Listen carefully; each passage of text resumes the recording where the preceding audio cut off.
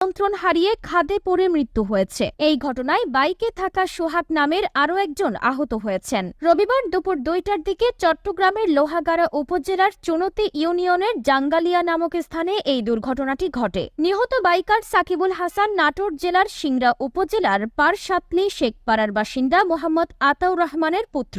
জানা গেছে, জনপ্রিয় কন্টেন্ট ক্রিয়েটর ফারজানা বিথি সহ 15 জন নারী পুরুষ মিলে 3 দিন আগে রাজশাহী থেকে কক্সবাজার এসেছিলেন। সকালে কক্সবাজার থেকে ফেরার পথে লোহাগাড়ার চুনতির জাঙ্গালিয়া এলাকায় গতিরোধকে গাড়ি নিয়ন্ত্রণ করতে না পেরে সড়কের পাশে সেতুর নিচে খাদে পড়ে যায় একটি বাইক। এতে বাইক চালক সাকিবুল হাসান নিহত হয়েছেন, অপর আরোহী সোহাগ আহত হয়েছেন। আহতদের উদ্ধার করে উপজেলা স্বাস্থ্য কমপ্লেক্সে নিয়ে আসলে চিকিৎসক সাকিবকে মৃত ঘোষণা করেছেন। দোহাজারী হাইওয়ে থানার উপপরিদর্শক আব্দুস সাত্তার জানিয়েছেন, সড়ক দুর্ঘটনায় নিহত বাইকারের লাশ লোহাগাড়া ট্রমা সেন্টারে রাখা হয়েছে। আইনি প্রক্রিয়া শেষে লাশ পরিবারের নিকট হস্তান্তর করা হবে। এর আগে এপ্রিলের শুরুতে মাত্র 48 ঘণ্টায় জাঙ্গালিয়া এলাকায় 15 জনের মৃত্যু হয়। ওই এলাকায় উঁচু নিচু সড়কে বাঁকগুলোতে বারবার দুর্ঘটনার ঘটনায় সড়ক সম্প্রসারণের